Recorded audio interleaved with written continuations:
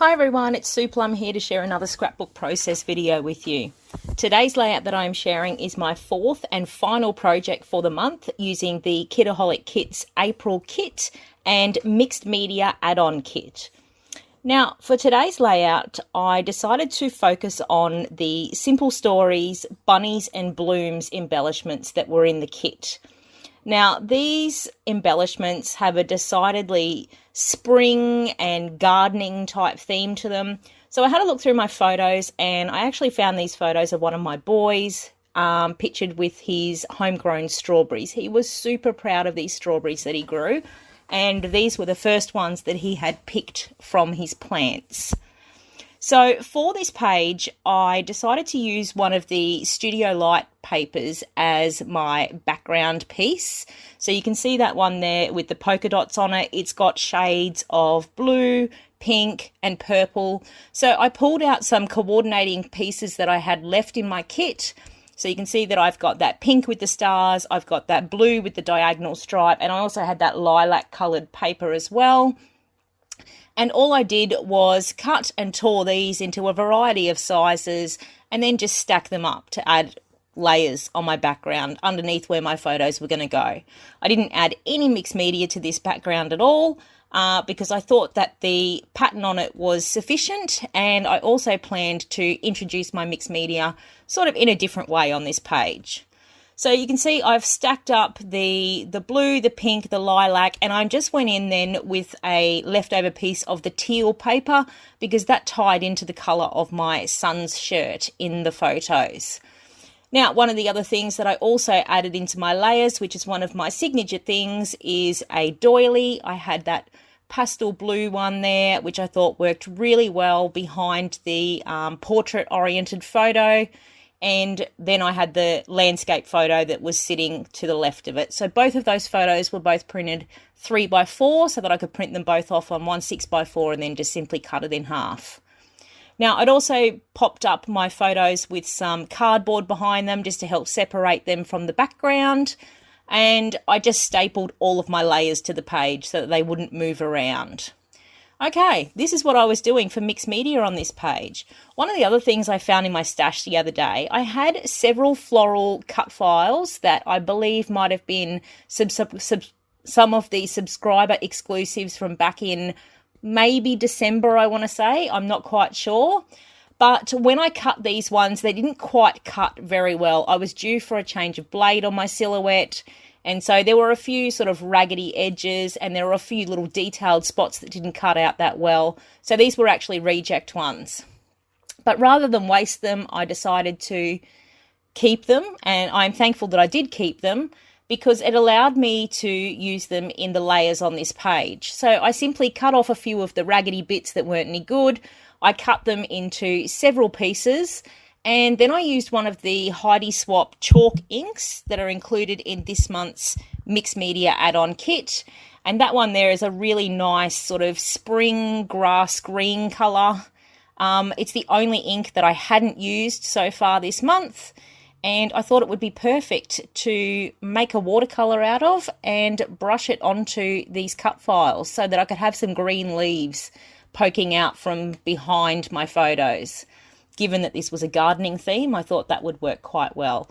So I just sort of swiped the chalk ink onto my messy mat there, just used a watercolour brush, just mixed it up with a bit of water, brushed it over the cut files, and then I set them aside to dry for a little bit.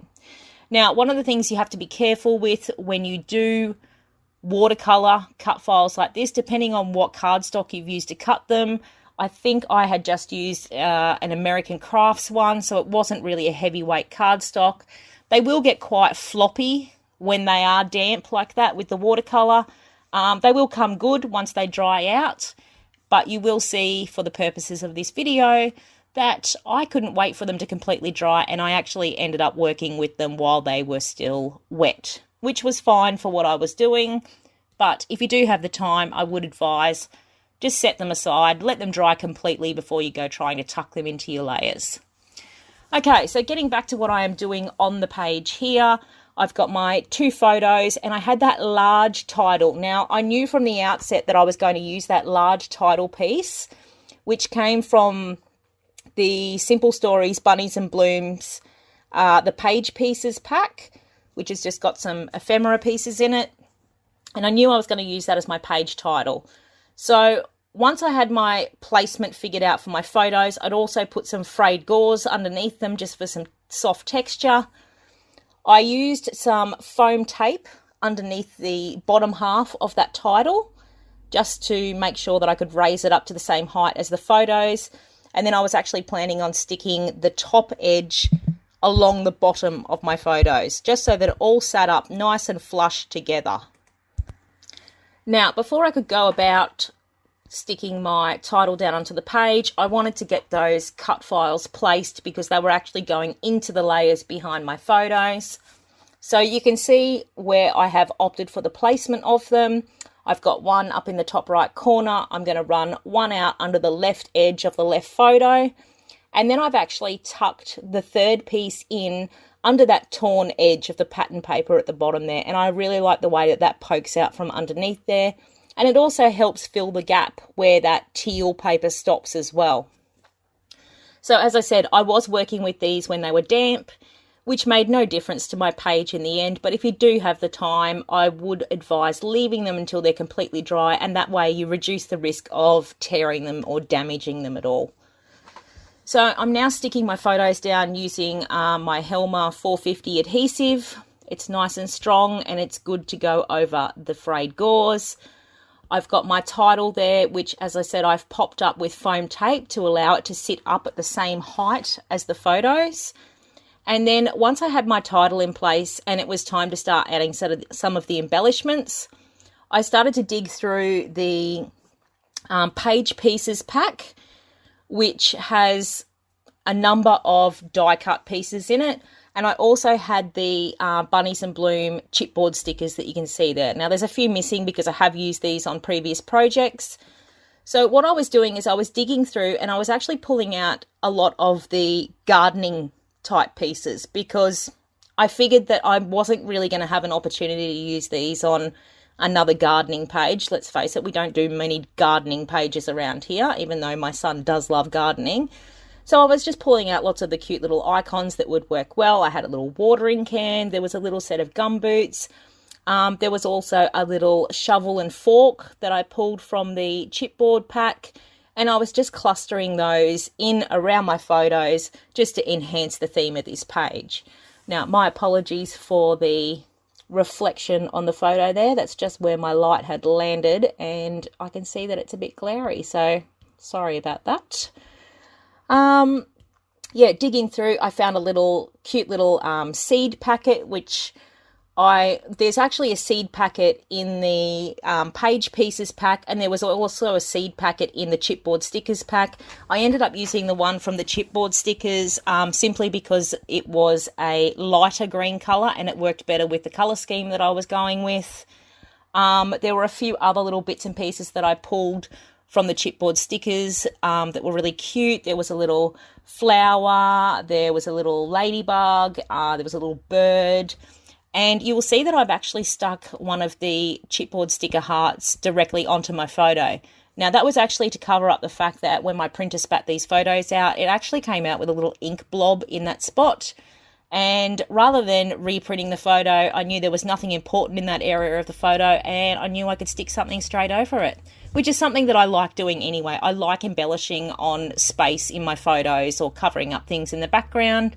So that's a good handy little tip. Don't reprint photos just for the sake of a small imperfection if it's not in an area that really matters.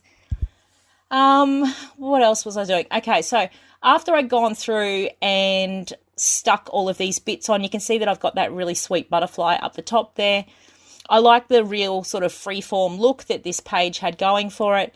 I pulled out that garden party sticker pack again because I am determined to use up as many of these stickers as I can. And I was just looking for a few little ones that I could tuck in around the place. I found that one that said grow, which was perfect, that I popped down at the bottom of the page there with my handwritten journaling. And then there was a few little leafy florals and things that I tucked into my clusters. I was looking for some that had a little bit of darker colour on them just to help draw in a little bit of darker tone. because otherwise that word grow down the bottom there that was black was going to stick out way too much. So I was just looking for some that had some of that darker green, a little touch of black, nothing too heavy because I didn't really have super dark photos on this one. And yeah, it was just a matter of finding bits and pieces that fit, and then I just tucked them in all the little gaps. I popped a couple of the little phrase stickers under the title there too. So one says joyful and one said little things. And I was very happy with how this page came together. Really cute. There's no reason you can't use flowers or pink on a boy page, people. Let's not get locked into stereotypes. If you have any questions about anything that I've done today, don't hesitate to pop them in the comments below and I'll get back to you as soon as I can.